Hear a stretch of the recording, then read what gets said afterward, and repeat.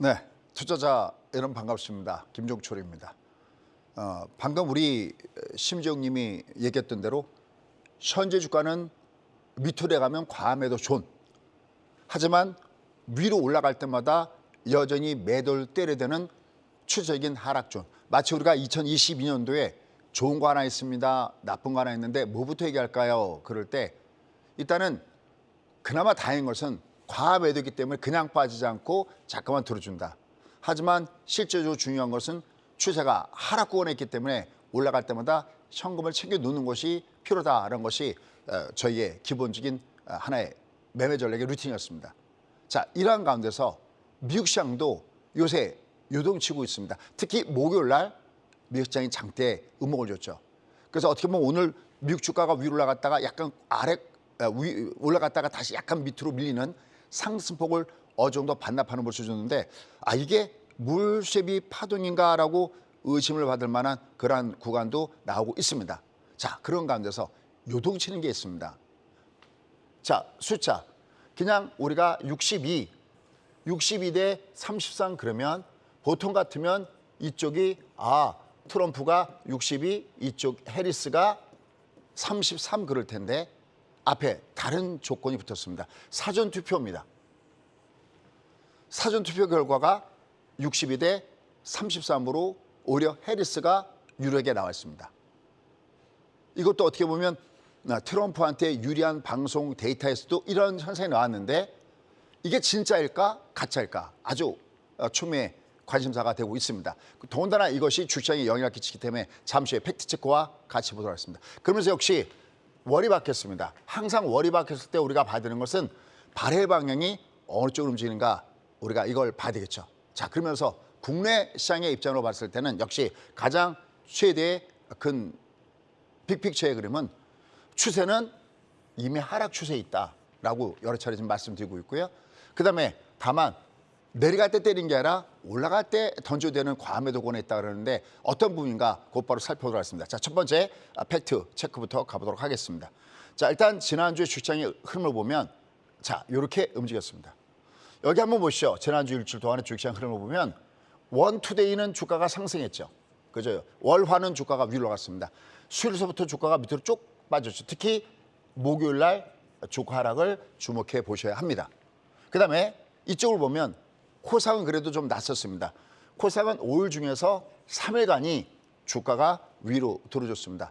항상 이렇게 말씀드린 것, 항상 타이틀에 들어오는 거 상승시마다 일단 매도를 때려서 나는 리스크를 관리하는 것이 필요하다라는 말씀을 이렇게 드렸어요. 근데 문제는 뭐냐면 투매할 때 갔다가 때리는 것은 이건 아니다. 왜냐하면 과매도권이 있기 때문에 이게 내려갈 때 때려버리면 다시 올라갈 때는 또 내가 잘못 때렸나? 다시 또 쫓아잡게 되거든요. 항상 우리가 조심해야 될 부분이 그 부분입니다. 즉 그러면 항상 이런 것들을 우리가 했을 때 아까 이게 기본적으로 나타나는 팩트 체크고요. 그럼 우리 해석 어떻게 했느냐? 자, 이 한 장의 그림 거의 한 달 정도 보여드리고 있는데 한번 볼까요? 보시죠. 한 달 정도 나가고 있습니다. 매번 나가고 있죠. 이미 추세 이탈, 이미 이거 에러도 그대로 써 있네요. 그죠? 심지어 이 에러도 숫자가 바뀌어 있습니다. 네. 코스피가 요게 9월, 요게 9월, 여기 보이죠? 여기 축기라고 들어와 있고 여기 9월, 그러니까 두 달 전이 됐네요. 9월에 요게 추세가 하락 추세로 내려갔고요. 이쪽은 더 무섭습니다. 이쪽은 여기가 사실 매도 신호가 나오는 구간인데 이게 지난 5월 그 하락 추세 이후에 주가가 이렇게 많이 내려가고 있고 얘도 올라가기만 하고 하면 두들기고 있습니다. 자, 여기서 중요한 공식. 소장님, 도대체 추세 이탈 그러는데 이게 도대체 뭡니까 할 때 방금 우리 사회자님이 얘기했죠. 항상 추세 그러면 월봉을 봐야 됩니다. 그렇죠. 월봉을 봐야 됩니다. 이런 게 있습니다. 저희 기법 중에서 1번만 보면 봉된다. 그래서 일반 투자자들이 보는 봉 차트가 일봉이다. 이러한 오픈이기도 있습니다. 항상 우리가 주식에서 성공하려면 추세를 알아야 되는데 그 추세는 월봉을 보면 된다. 월봉이 요게 몇 개월 선이냐면 요게 월봉의 6개월 선입니다. 그럼 요게 왜 6개월 선이 추세선이냐 했을 때는 우리가 각각 이동평균선마다 그 성능과 그 특징인데 5일선, 심리선. 투자자를 심리 얘기하는 거고 21선. 우리가 예전에 보통 뭐 금리선 그리기도 하는데 20선은 생명선. 20선 위에 대박, 1선에 쪽박. 60선, 수급선. 그러면 6개월선은 뭐냐? 120선. 기업의 재고 사이클입니다. 한 달에 20일이기 때문에 물론 주식 아는 사람들은 30일이죠. 주식하는 사람들은 20일이기 때문에 1, 6, 12. 그럼 이제 6개월선이 이게 추세입니다. 지금 이 아래 하향으로 특히 이렇게 완전히 잠수교가 잠기듯이 잠겼죠. 여기도 보면 여기가 6월 달에 얘가 파란 색깔인데 왜 이때가 5월 달에 추세가 하락하느냐. 이게 완벽하게 이렇게 잠기면 월봉이라는 뜻의 MA, 바디 코스의 MBC라고 얘기하거든요. 그런데 이게 완전히 잠기거나 아니면 이 전체 캔들의 3분의 2 이상이 밑으로 잠기면 이건 월봉의 바디 크로스라고 하고 이 월봉의 바디 크로스 어떤 위치를 갖고 있냐면 이동평을 설령 상승하고 있다 하더라도 하락한 것과 동급이다. 다음 달 어차피 꺾여. 그래서 우리가 추세가 하락했을 때 월봉의 6개월선을 본다라는 겁니다. 그러니까 여러분들이 항상 보셨을 때 어떤 종목 들어갔을 때 내가 지금 추세가 하락하는 가운데서 들어가는 건지 아니면 추세가 상승하는 가운데서 들어가는 거지. 상대적으로 유리한 게임이 뭐냐면 한 번 주가는 방향을 잡기가 힘들지 한 번 방향을 잡으면 그쪽으로 쭉 가는 성질이 있습니다. 가는 방향을 인정해라. 그러니까 되도록이면 상승 추세 있는 종목군단들이 롱숏의 지그지그 파동을 보일 때 롱을 보고 숏에서 잡아두고 롱을 보고 숏에서 잡아두는 게 우리가 말 그대로 수익을 올릴 수 있는 확률이 높은 매매 노하우다는 것이 30년 이상 하면서 터득한 그 내용입니다. 주가는 지그재그로 움직인다. 그런데 롱숏으로 움직인다. 어느 쪽이 롱이냐. 상승이 좋으면 상승이 롱, 하락이 좋으면 하락이 롱. 그러니까 얘가 상승기 줄 때는 상승이 롱입니다. 근데 지금 하락기조 쪽으로 접었으니까 하락이 롱, 잠깐 동안 반등, 하락이 롱. 그 반등을 줄 때마다 매도를 때리는 것이 기본적인 공식이었습니다. 그래서 올라갈 때마다 매도, 다만 내려갈 때 투매는 자제. 이게 기본적인 골격이었고 이것은 다음 주도 계속될 가능성은 높다라고 얘기할 수가 있겠습니다. 그런데 아까 제가 여기 목요일 날을 주목하시오라는 말씀드렸어요. 자, 일단 요 숫자는 뭐 이미 여러 차례 말씀드렸던 거죠. 요 2558은 요게 월봉상에서 24개월 평선 가격이 지나가는 구간이고요. 그다음에 2493 여기는 72개월선 지나가는 가격입니다. 요 월봉상에서 보시면 요 빨간과 녹색 보이죠? 바로 요 라인이 제가 말씀드렸던 여기. 얘가 여기만 내려가면 주가가 일단 뜨려고 그래. 여기 내려가면 뜨려고 그래. 여기만 내려오면 뜨려고 그래. 이젠 지수가 바뀌었겠죠. 한 달이 지났으니까 바로 전달 기준이니까요. 2558 아래 2493에서는 얘가 자꾸만 더 이렇게 뜨려고 한다는 거죠. 하지만 뜨려고 하더라도 항상 뜰 때 우리 뭘 체크해야 되냐면 야, 너 반등이니? 너 반전이니? 이게 반전이 되려면 아까 월봉의 6개월선 아래 이렇게 내려갔듯이 이게 반전이 되려면 이렇게 이 바디가 이렇게 올라가줘야 너 반전이구나. 상승 추세구나. 라고 얘기합니다. 이게 하락이 있을 때 이렇게 들어주는 건 반등이지 반전이 아니기 때문에 얘는 계속해서 올라갈 때마다 여전히 내가 리스크를 관리해줘야 되는 가장 큰 이유가 반등 국면이지 반전이 아니다라는 것을 염두에 둡니다. 근데 여기서 목요일날 주가가 빠진 것을 주목하십시오라는 말씀을 드렸는데 이게 왜일까요? 바로 그렇습니다. 상해 개념. 미국에서 만약에 하늘에서 비가 내리면 땅은 젖을 수밖에 없다는데 미국 시장에서 목요일날 문제가 터졌습니다. 한번 보시죠. 여기입니다. 목요일날 장대 음봉을 두들겼어요. 이건 올라가는 요 그림은 제가 새벽에 캡처하다 보니까 이렇게 했는데 이게 지금 끝날 때는 좀 더 꼬랑지를 위 달고 이렇게 좀 낮게 끝났을 겁니다. 그렇죠? 이렇게 낮게 끝났을 겁니다. 왜냐하면 장대 음봉 다음에 항상 주가는 들어주거든요. 기본적으로. 여기도 보시면 이렇게 내려간 다음에 들어주거든요. 들어갈 땐 여기도 약간 줄여줘야 되거든요. 제가 여러분께 미국 주식을 하십시오라는 것은 무려 8년 이상을 미국 하시오 하면서 밀어붙였던 사람이지만 미국은 고점은 없어요. 하지만 마디는 있어요. 지난 2021년도 11월 달에 나스닥이 미국 증시가 1년 동안 빠져 내려갈 때 거기도 마디거든요. 대신 지나고 나면 미국은 그 고점을 다시 베낍니다. 하지만 그 마디가 나타날 때는 내가 뭔가를 해줘야 되거든요. 내가 주식이 많으면 일부를 때려준다든지 아니면 내가 갖고 있는 게 너무 좋아. 근데 주가가 내려갈 것 같아. 그럼 나 어떻게 하면 되냐면 내가 ETF, 인버스를 가지고 내가 해짜는 그런 전략을 세워주는 것이 매우 중요하다라는 겁니다. 그럼 도대체 이 목요일 날 미국은 무슨 일이 발생됐을까요? 떠오르십니까? 여러분들 이렇게 듣지만 마시고요. 항상 이렇게 여러분들이 뇌를 정게 하십시오. 아, 목요일 날 무슨 일이 있었지? 여러분들 이번 주에 여러분께 미리 지난주에 얘기했을 때 이번 주에는 매그니피센트 7개의 대표주 중에서 바로 5개 기업이 실적을 발표한다고 그랬죠. 근데 그게 주로 어디에 몰려 있었냐면 주중반 이후에 몰려 있었어요. 그 주중반 이후에 실적 발표도 나왔는데 한번 보실까요? 자, 목요일 날 가장 큰 충격을 줬던 것이 바로 메타와 마이크로소프트였습니다. 이게 밑으로 장대 음봉을 올라갔다가 장대를 확 때리면서 내려갔고, 이쪽 마이크로소프트는 얘기할 것도 없죠. 요건 지금 오늘 중간에 제가 얘를 캡처할 때 새벽 한 1시, 2시에 캡처할 때 얘가 올라간 그림이 금일 그림이고요. 중요한 것은 목요일 날 얘들이 전부 다 뭘 때렸냐면 장대 음봉을 때리면서 얘가 밑으로 확 내려갔습니다. 여러분들 제가 주가란 세조에 물이 온다와 같다. 과연 경기가 좋은 것이 플러스가 되는 그 힘이 미국이 최근에 실질금리가 올라가고 있잖아요. 이 금리가 올라가는 마이너스를 커버하고 있으면 플러스면 물은 덥기 때문에 주가가 위로 올라가는데 이게 만약에 조금 휘청거리면 내려간다. 이게 뭐냐면 지금 금리는 굉장히 높잖아요. 오늘 아침에도 소위 미국이 숫자상으로는 고용 쇼크죠. 숫자상은 고용 쇼크인데 실제로 그게 아니라고 그러죠. 뒤에 가서 뭐 하리케인 문제인지 따로 따져보도록 하겠습니다. 그게 나왔을 때 순간적으로 10년 만기 국채 수익률이 밑으로 내려가는 모습을 줬어요. 근데 내려갔다가 다시 튕겨 올라갔거든요. 그럼 여전히 금리는 마이너스적인 영향을 주고 있는데 그럼 얘를 이기려면 엔비디아를 중심해서 뭐 마이크로소프트나 메타나 이런 M7 종목군들이 나 여전히 실적 끄떡없어. 앞으로 인공지능에서 돈 벌 수 있어. 해줘야 얘가 올라가는데 얘들이 실적은 좋았는데 향후 내년 인공지능에 대한 투자가 어떻게 되고 인공지능으로서 돈 벌 수 있어 그럴 때 글쎄 내년은 조금 좀 그게 아닐 수도 있겠는데 라고 찍는 순간 얘들이 내려가고 이 아까 했던 대로 종합주가에서 목요일 날 주가가 빠졌다는 겁니다. 이 메커니즘을 모르면 여러분이 매매해봤자 죄송합니다만 진짜 허당이 돼버립니다. 그러면 벌써 답이 하나 나오죠.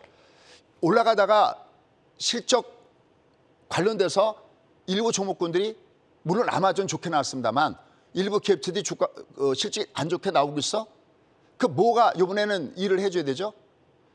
그동안에 시장에 악영을 줬던 금리가 이게 만약에 내려와만 준다면 그러니까 얘가 이만큼 가다가 플러스 인율이 감소됐을 때 우리가 쉽게 해서 수출이 감소했어도 수입이 줄면 전체적으로 무역 흑자가 나듯이 상대적으로 그동안에 힘을 냈던 이 우리가 소개하는 매그니피센트 7 종목군들이 약간 힘이 둔화됐을 때 금리라도 내려와주면 대길이거든요.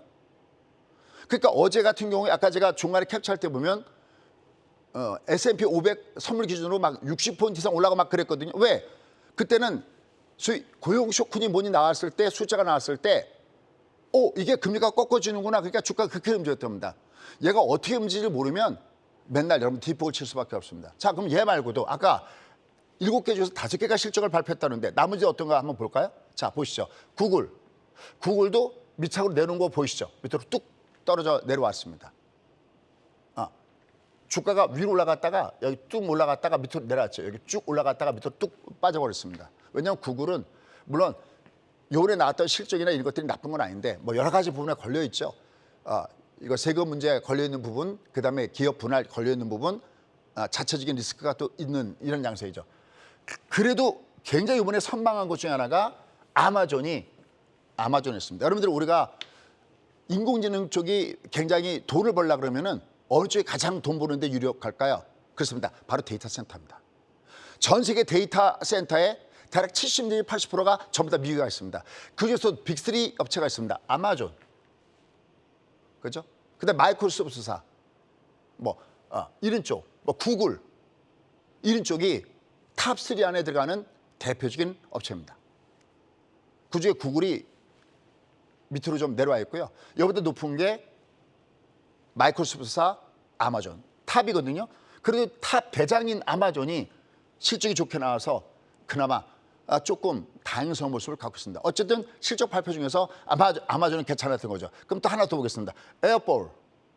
영어는 못하지만 하나 발음하는 게 에어볼. 애플을 보면 주가가 밑으로 훅 내려가는 모습을 보여줬죠. 그리고 또 얘도 다른 건 반등을 주는데 얘는 반등도 안 반등을 줬습니다. 하지만 결국은 지난주에 가장 결정타를 줬던 것은 뭐냐면 얘입니다. 얘. 슈퍼 마이크로 컴퓨터. 이놈이 주가가 이 하루 빠진 것만 해도 무려 32% 급락을 줬습니다. 그럼 마이크로, 슈퍼 마이크로는 슈퍼 마이크로가 아니라 바로 엔비디아하고 짝짝꿍을 겨누면서 인공지능화 됐을 때, 인공신화가 됐을 때 가장 혜택을 받을 수 있는 종목이 뭐냐 그래갖고 한참 시장의 중심에 있던 이 종목이었는데 이게 낙오가 되는 모습을 주고 있습니다. 근데 하나 재밌는 게 있습니다. 미국은 제가 지난주에 선수층이 두껍다고 그랬죠. 우리 올라가다가 일부 제약바이오 종목에서 2등, 3등 종목군도 위에서 제법 낙폭이 큽니다. 웬만큼 대장주 역할을 했던 것도 위에서부터 한 15%, 20%씩 뚝뚝뚝 떨어지고 있거든요. 여기다가 지금 약간 알테존이나 아니면 삼성바이오나 이런 대장주로 내려가니까 그냥 장이 밑으로 훅 빠져버리거든요. 근데 미국은 얘가 내려가니까 한번 그래프 한번 보시기 바라겠습니다. 제가 마지막 주가는 확인 못했는데요. 저는 얘가 빠진 걸 보면서 뭘 봤냐면 델 테크놀로지. 우리가 보통 델 컴퓨터 얘기하는데 델 컴퓨터를 봤습니다. 미국 투자하신 분들은요. 이건 나중에 제가 10시 30분 다시 한번 볼게요. 델이 올랐습니다. 그러니까 얘는 선수층이 넓으니까 하나가 다쳐도 다음 대타 종목이 그 빈자를 메꿔주고 있다는 것이 그런 미국의 강점입니다. 그러니까 미국은 조종은 있어도 마딘이 있어도 정거장은 있어도 종착역이 아닌 것은 가장 큰 것이 뭐냐? 바로 선수층이 두껍다라는 겁니다. 왜냐하면 슈퍼 마이크로가 이렇게 헤매는 그 혜택을 델 쪽에서 가져갈 것이 아니냐라는 인식이기 때문에 이들 종목군단들이 그래도 선별적으로 위로 올라가는 이런 패턴의 모습을 보여줬다라고 얘기할 수 있겠습니다. 그리고 가장 많이 느끼는 게 뭐냐면 대장주가 가다 얘가 약간 휘청거리면 결국 미국 시장도 조정을 받습니다. 그게 뭘까요? 대장은 올해는 기승전 엔비디아거든요. 보실까요? 엔비디아. 참 이건 길게 갖고 왔습니다. 저희가. 여기 $20 언더부터 매수를 하고 그다음에 여러분께 어나더 레벨입니다 했을 때 $50. 그때 기준 $500였죠. 그다음에 $1000 돌파할 때 여러분 얘는 스플릿 될 수 없습니다. 예전에 테슬라가 $1000 위로 갈 때 주식 분할했듯이 그럴 수 없습니다. 해놓고 얘가 이렇게 올라갔습니다. 자, 이 엔비디아, 저희가 가장 강력하게 말씀드렸던 엔비디아조차도 저희 수강생들은 공식적으로 어디서 매도를 떼기 시작했냐면 140부터 $150에서는 반타작은 우리가 줄여줘야 된다라고 하고 있습니다. 끝났느냐? 아니요, 끝나지 않았습니다. 근데 제가 뭘 본 걸까요? 그렇습니다. 얘가 $500를 돌파할 때, 그때 당시에 $500, 지금 $50 돌파할 때 얘는 6개월 동안에 왔다 갔다 했습니다. 그래서 트레이딩 구간이 좋다는 거죠.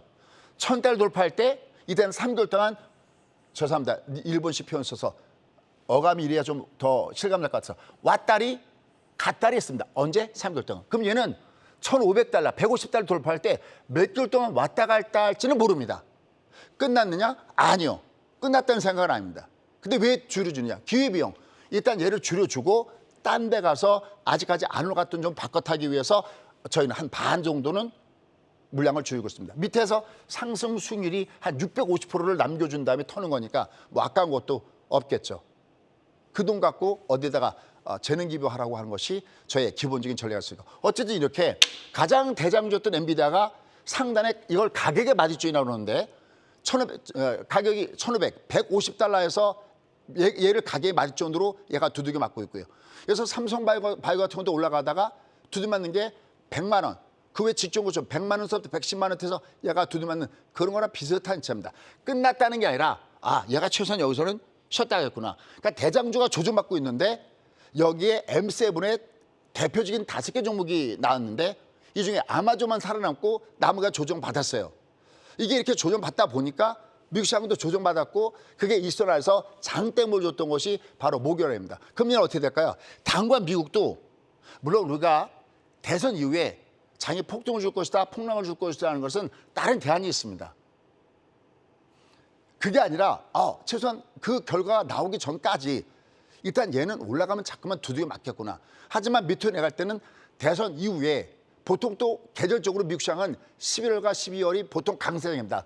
원래 사실 10월 달에 조정받는 장이고 11월, 12월이 강세장인 통계치가 있는데 얘가 이후에는 괜찮을 거야 해서 내려갈 때 그렇게 또 주가가 빠지진 않을 걸로 보고 있습니다.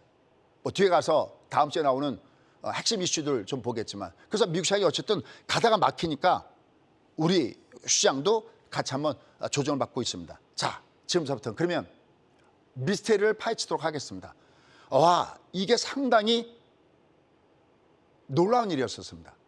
자, 아까 제가 미국의 고용이 숫자상으로 볼 때는 고용 쇼크. 그러면 일단 미국의 국채 수익률이 내려와주는 모습을 줘야 되는데 볼까요? 자, 보시죠. 이거보다도 좀 더 올라갔죠? 미 국채 수익률이 이거 10년짜리입니다. 10년짜리 국채 수익률이 이렇게 쭉 위로 올라가는 모습을 보여주고 있습니다. 그럼 여기서 우리가 두 가지 미스터리. 첫 번째 아까 하나 풀어줬습니다. 오, 얘가 이렇게 올라가는데 미국 주가는 왜 올라갔을까? 다시 한번요. 내가 배우고 내 아들들한테도 가르쳐주는 게 뭐냐면 주가란 셋째 물의 온도와 같아서 경기라는 놈과 금이라는 놈이 보통 섞여 있는데 보통 둘이 반대로 놉니다. 그래서 경기가 좋아? 그러면 핫하죠. 핫워러, 더운 물입니다. 그러면 금리를 올려요. 금리 올려가서 무조건 독립변수로 보면 얘는 악재입니다. 마이너스입니다. 근데 주가가 왜 올라갈까요? 경기가 좋아지는 그것이 금리가 높아지면서 나타나는 마이너스적인 찬물 효과를 합해서 풀었으니까 주가가 올라가는 겁니다. 그럼 경기가 나쁠 때 언제 주가는 바닥을 찍을까요? 경기 나쁘면 역실적 장세기 때문에 장이 내리치면서 정말 무섭게 빠집니다. 위기는 기회가 아니라 그냥 위기는 위기예요. 위기가 기회로 바뀔 때는 언제일까요? 그렇습니다. 경기가 나빠지면 처음에 금리 내리죠. 야, 신난다. 금리 내리니까 주가 올라갔지. 깡통으로 가는 지름길입니다. 얘가 금리를 내려봤자 이미 경기가 좋아서 금리가 이만큼 올라가 있기 때문에 내려봤자 진짜 말 그대로 아무런 의미 없는 부분이 됩니다. 실제적으로 2000년, 2001년도 이후에 IT 버블 이후에 주가가 빠질 때 보십시오. 금리가 6.5서부터 제로가 됐을 때 주가가 어떻게 합니까? 계속 금리 내리는데 주가는 계속 빠지죠. 왜? 금리를 내려봤자 이미 높은 금리 수준에 있고 경기가 나쁠 때면 주가가 와장창 밑으로 내려가는 겁니다. 2008년도에 가까이 봤을 때 영화 빅쇼트 금리 5.25였거든요. 이때 금리 내리잖아요. 그럼 내리면 올라가야 되잖아요. 잠깐만 여기서 속는 겁니다. 아, 금리 내리는데 주가 올라가지. 아닙니다. 역실적 장세. 경기가 나쁘니까 얘가 얼음물이니까 이 정도의 덤을 갖고는 그냥 주전자에 물 조금밖에 안 되니까 주가가 빠진 겁니다. 그럼 언제가 바닥인데? 경기 하강을 막을 수 있는 것은 이 금리가 제가 몇 번 얘기하죠. 초저금리 상태였을 때. 저 이렇게 표현하지 않죠. 이하라고. 금리가 똥금리가 돼야 드디어 이 금리 인하가 금리가 낮은 얘가 이 경기 침체를 커버하고 나왔기 때문에 주가가 올라가는 겁니다. 만약에 얘가 지금은 도저히 이해가 안 가는 그런 구간에 와 있지만 어땠가 금리가 빠지기 시작한다? 그리고 얘가 금리가 막 팍팍 빠지고 세상이 망가진 것처럼 보여준다? 그때가 찬스죠. 그 찬스 중에 하나가 가장 작은이 2020년 3월 달이었고 그때 여러분께는 빅스짓을 보이면서 혹은 한미 통화 수업을 보면서 여러분께 앞으로 2years 갑니다라고 할 때 바로 그거는 제가 똑똑해서가 아니라 그냥 단순하게 초딩처럼 얘 하나만 보고 있었던 겁니다. 두 개 합인데 경기는 나쁜 거 아는데 금리가 제로야. 여기다가 마이너스 통장까지 주네? 그럼 주가가 떠야지. 그리고 그때 밑에서 바닥 중에는 양복이거든요. 양복이 딱 장대를 때리니까 지금부터 인디안 기후제가 시작됐다 해서 얘가 위로 올라갔던 겁니다. 제가 아주 좋아하는 와웨 전문가분 중에 하나가 우리 마침 우리 친구님하고도 방송하시던데 우리 최성민 이사님이 그때 빅샷의 사회였어요. 저만 보면 맨날 손님 투일스 가는 거 맞죠? 매번. 그때 그 시절이 그리운 것 같습니다. 그렇게 심차게 올라갔던 그 시절이. 그러니까 항상 이 두 가지를 보고 나는 판단해야 됩니다. 그럼 얘는 이렇게 올라가고 있습니다. 근데 오늘 아니 미국에서 분명히 고용도 꺾어지고 하는 것이 나왔는데 죄송합니다. 심한 말 쓰게 됩니다. 왜 이 10년 만기 국채 수익률이 이지랄이지? 이거 아주 위험합니다. 전 예를 보면 느끼는 게 하나 있습니다. 뭐냐면 좀 이따 그래프 뒤에 가서 보여드릴게요. 작년 3월 달이 기억납니다. 떠오르세요? 이게 떠오른다면 여러분들은 엑셀런트합니다. 자, 어쨌든 가겠습니다. 자, 고용이 요겁니다. 요게 뭐냐면 아까 그건 일봉, 이게 월봉이거든요. 5.0. 사회자님 이거 기억나시죠? 5.0이었을 때 제가 미국채 수익률이 5.0이 넘어가 버리면 미국이 망합니다라고 했던 때 아닙니까? 네네. 그렇죠. 진짜로 그때 고점을 찍고 이때 금리가 밑으로 내려갔고 주가는 본격적으로 상승을 줄 수가 있었던 거거든요. 여기 5.0 갔을 때 이때 도대체 무슨 일이 있었는데 이게 미스터리거든요. 아니 왜? 도대체 왜? 그럼 또 하나 숫자를 보셔야 됩니다. 여기입니다. 미국 세수율이 1 언더 있을 때 대략 한 0.5 정도까지도 내려왔었거든요. 그러면 금리가 10년 만기 국채 수익률이 여기다가 이렇게 위로 올라갔어요. 그럼 여러분 뭐가 떠올라야 됩니까? 그렇습니다. 실리콘 밸리뱅크 사건이 터져야 됩니다. 실리콘 밸리뱅크 사건이 터졌을 때 이 은행이 엉뚱한 짓 해서 무너졌나요? 아니죠. 가장 안전하다고 하는 어디에다 투자했죠? 미국 국채에다 투자했습니다. 얘가 금리가 올라간다는 것은 국채 가격은 똥값이 됐다는 거죠. 그래서 넘어진 거 아닙니까? 그런데 다시 한번 돌아가겠습니다. 얘가 사해가 있습니다. 그럼 은행들이 들어온 돈들을 어떻게 했을까요? 여러분들 우리가 2020년, 2021년도에는 코로나19 때문에 돈을 꽂아줬잖아요. 그렇죠? 그러면 그 많은 돈들을 쓰지 못한 돈들을 어디로 가져갔을까? 그렇습니다. 은행에 다 갖다 놨고 은행은 그 넘쳐오는 돈들을 야 이거 가장 안전한 데 투자해라. 그래서 어디다 투자했을까요? 미 국채도 투자했습니다. 근데 얘가 잠깐만 이게 잠깐만 올라가 버리면 아마 조만간 뉴스에 또 좀 약한 은행들은 제2의 실리콘밸리뱅크 이렇게 나오지 않을까라는 생각을 조심스럽게 가져봅니다. 물론 저희 내피셜에 섞여 있으니까 같이 한번 찾아보자고요. 어쨌든 얘가 계속 올라가 버리면 위험스러운 게 그겁니다. 그러니까 그동안은 잘 갔거든요. 이게 올라가도 계속 얘를 보면서 얘가 계속 올라오네. 그러면 이게 빅테크 업체들이 좀 부담스러울 수 있는데 하지만 빅테크 업체들은 부담스럽지 않죠. 왜냐하면 얘들은 은행에서 돈을 꾸는 데가 아니라 돈이 넘쳐 흘러서 은행에다 갖다 놓고 있으니까 오히려 이자 비용이 늘어나는 게 아니라 오히려 이자 수익이 늘어날 수도 있으니까. 그러나 나머지 업체들은 그렇지 않은 업체들은 부담을 가질 수 있겠죠. 어쨌든 얘가 계속 올라오고 있는데 이놈이 두들겨 줘야 되거든요. 근데 얘가 두들겨 맞지 않고 있습니다. 자, 그러면 도대체 얘는 왜 두들겨 맞고 있지 않을까라는 겁니다. 자, 보도록 하겠습니다. 자, 요겁니다. 지금 여기 우리 새벽에 일하시는 이 와우 관계자분들 항상 감사합니다. 우리 어떻게 보면 우리의 젊은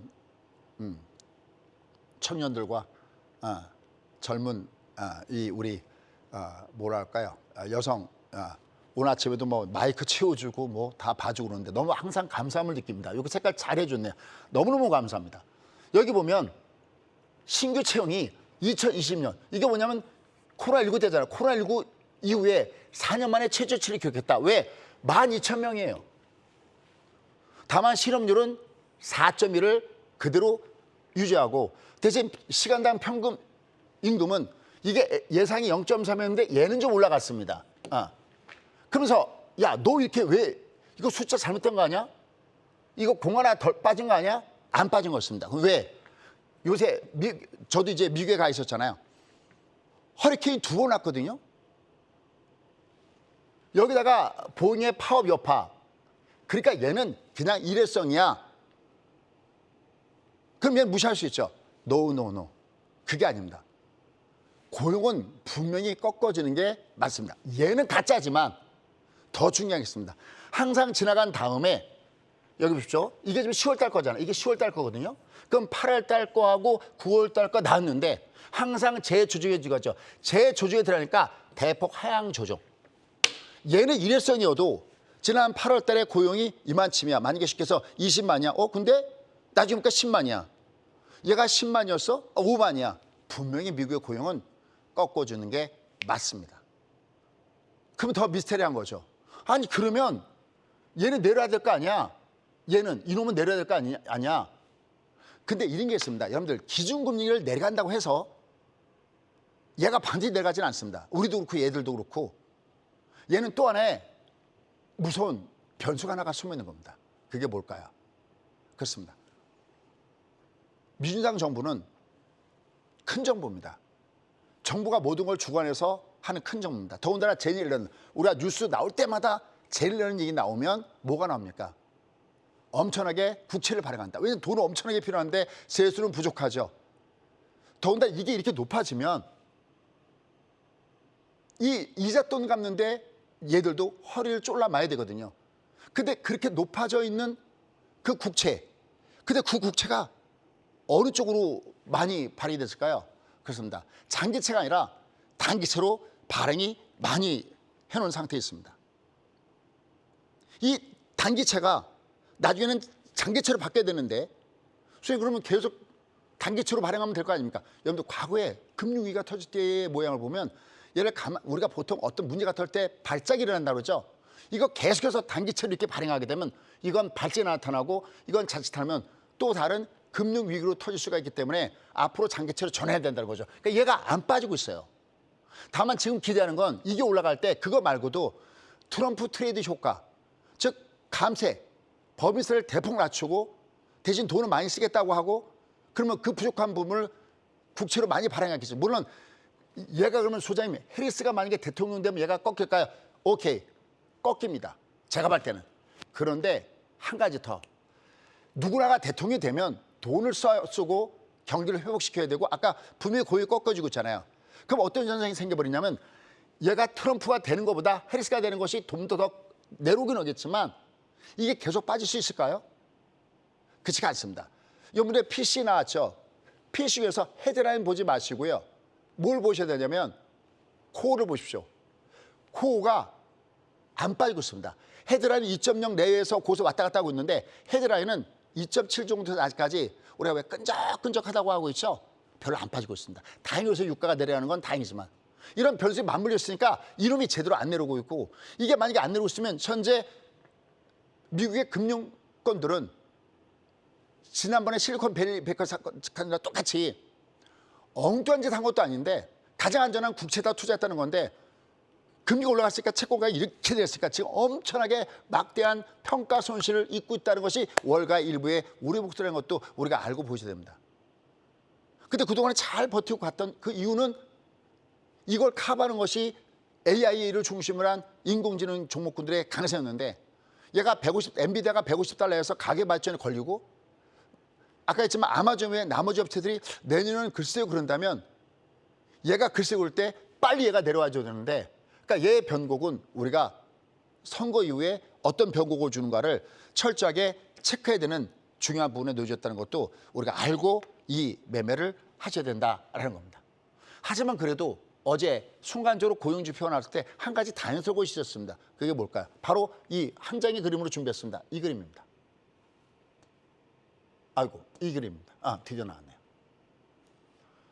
이게 물론 이제 아침에 또 내일이면 또 바꿔줄 수 있겠지만 이게 금리 인하의 가능성, 그러니까 그대로 동결되는 게 아니고 금리 인하를 할 것이냐 아닐 것이냐의 가능성은 25bp 가능성이 거의 90%, 99%가 넘어갔습니다. 놀라운 것은 빅컷 가능성도 아직까지 소수지만 등장했다라는 것은 우리가 주목해볼 만한 대목이다. 그러니까 포기하기에는 아직 이르다라는 부분이들이고 또 예전에 우리가 3월 달에 실리콘 사건이 터졌을 때 작년에 제가 이런 표현했죠. 이거 그대로 놔두면 미국이 망하기 때문에 절대 그대로 놔둘 수가 없습니다 하면서 혹시 기억하시나요? 제2의 실리콘밸리뱅크처럼 악재가 터져서 여기저기서 문제가 터지더라도 그걸 커버하기 위해서 두더지와 뿅망치 장세가 될 거다.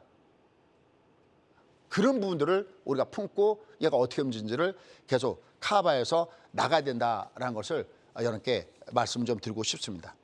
자, 그럼 이제 미국 증시가 어쨌든 소용돌이 있고 일단 20선 아래 장대목을 줬기 때문에 얘가 위로 올라가는데 우리가 중요한 것은 올라가는 건 상관이 없는데 내려가는 건 어떻게 되느냐, 또 올라가도 어떻게 돼야 의미가 있느냐. 왜냐하면 미국이 가져야 우리가 희망적인 부분들이 있거든요. 미국을 잠깐 보시면 얘가 중간 이렇게 올라갔을 때 얘도 이거 의미가 없습니다. 왜냐하면 제가 항상 얘기하죠. 얘가 올라가려면 요 20선 위에 이렇게 바디를 줘야 됩니다. 그러니까 얘는 올라갈 때 너 언제 의미가 있니? 그럼 얘는 뭘 체크해야 되냐면 21선 바디 크로스를 체크해 줘야 된다. 20선 위에 올라가야 됩니다. 이번에 대통령이 누가 되시던 미국에서도 이게 올라갈 때 20선 위에 얘가 올라가니 바디로 베리 굿입니다. 그럼 우리도 덩달아서 똑같진 않지만 그래도 그 영향을 받아서 올라갈 수가 있습니다. 대신 하단 너 어디 조심해야 되니? 혹시 요 구간을 기억나십니까? 5680선 9월 18일 뭐가 있었던 날이죠? 미국이 피컷을 단행한 날이었습니다. 피컷을 단행한 날 첫날은 살짝 음봉으로 때리면서 조정이었거든요.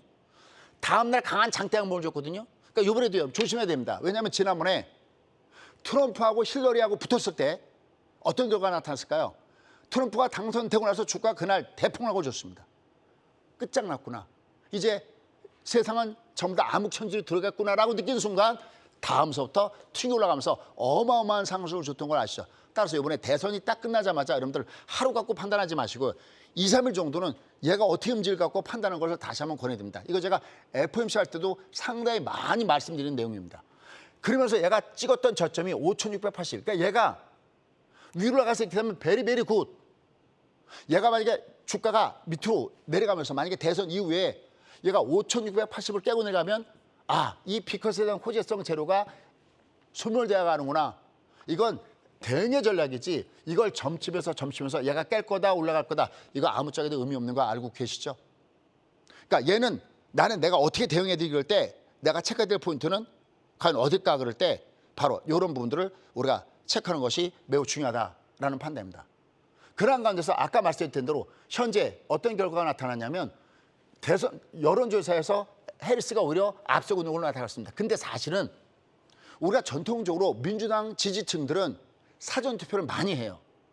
그러니까 여기에 대해서 그렇게 크게 의미를 부여하지 않는 쪽도 있습니다. 어쨌든 여기 지금 보면 ABC 뉴스 하면서 여기 기본 나온 요 내용도 있고요. 그다음에 뉴욕타임스하고 그다음에 CNN, 그다음에 여기 뭐 CNN, 팍스. 여기 팍스 뉴스는 어디를 선호하는지 아시죠?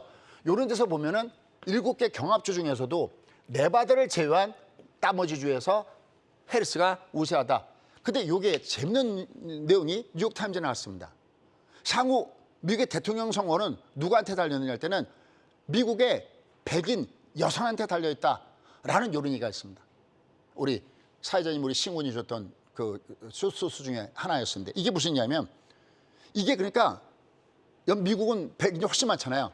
그러니까 미 남성들은 거의 다가 트럼프를 지지하는데 이게 흑인과 백인과의 경쟁이니 이거 외에 여성과 남성의 만약에 이게 경쟁 구도라면 다시는 힐러리 같은 그런 상황을 만들지 않겠다라는 그런 의식들이 조금씩 퍼져나고 있다는 것도 일부 월가에서 나오는 내용들. 한번 나중에 끝난 다음에 기사 한번 찾아보시죠. 그러니까 우리가 보통 투표 찍을 때 여보 당신 누구 찍을 때 백인 남성이 여보 트럼프야 하더라도 상대적으로 백인 여성은 백이면서도 한편으로는 여성이잖아요. 야 이번에 내가 힐러리 찍을 수도 있어 라는 얘기가 뉴욕타임스에 나오고 있다는 점에서 정말 굉장히 중요한 이런 부분이 있습니다. 역시 중요한 것은 펜실베니아가 가장 77표 중에서 19 선거인단을 가져가기 때문에 여기서 어떻게 되냐가 매우 중요한 이런 위치에 있다는 것도 여러분 보시면 되겠습니다. 이런 가운데서 미 국채 수익률은 여전히 치솟고 있습니다. 얘가 가라앉아 줘야 됩니다. 그러한 건데 다음 주에 굉장히 주목할 만한 것이 뭐냐면 대통령 선거 말고도 FOMC가 바로 열리죠. 뭐 그 외에 나머지 중요한 것들도 쭉 적어놨습니다. 이때 혹시 여러분들이 옵션을 배우셔야 되면 양 매수 플레이 요걸 한번 겨뤄보시기 바라겠습니다. 이건 제가 좀 이따 10시 30분에 살짝 이게 도대체 어떤 개념인지를 한번 말씀을 좀 드려보도록 하겠습니다. 자, 결론. 얘는 요 사이에서 왔다 갔다 할 겁니다. 미국도 당분간은 이게 장대 음봉을 맞았고 하기 때문에 올라갈 때마다 얘도 일정 부분 줄이는 게 좋습니다. 저는 이미 어느 정도는 익절을 하고 있는 위치에 있고 가장 강한 엔비디아조차도 140, 150달러에서 그렇게 하고 있으니까 뭐 나머지 얘기할 것도 없겠죠.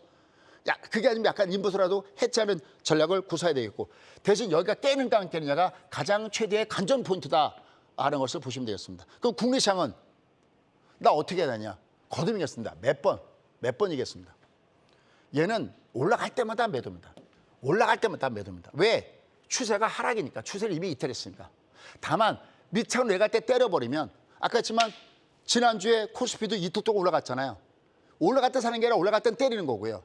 코스닥도 3일 동안 올라갔죠. 올라갈 땐 때려주는 거고요. 대신 내려갈 땐 숨을 한번 쉬고 참았다가 다시 해야지. 그게 아니면 전부 다 조금만 참으면 될 내용들을 여러분 당할 수 있게 됩니다. 자, 그럼 시간이 없기 때문에 딱 하나만 더 그림 그리도록 하겠습니다. 이 그림입니다. 진짜 상승단 상수를 잡으면 삼성전자 뻗어줘야 되는데 예전에 에코프로 올라가듯이 바닥단 바닥을 지려면 뭔가가 이렇게 일선 쌍바닥을 줬는데 얘는 반등을 줘도 아직까지는 반등 위에는 안 되는 거죠. 이게 돌아주려면 일선 쌍바닥이 나와야 본격적인 주가 우리나라 국내 시장에 반등 다음 반등이 시작된다는 것을 염두에 두시고 매매 플레이를 구사하셨으면 좋겠습니다.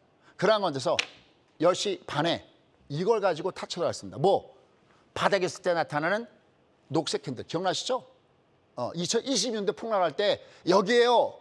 끝내기라 얘가 어디쯤에 왔는지 그걸 살펴보도록 하겠습니다.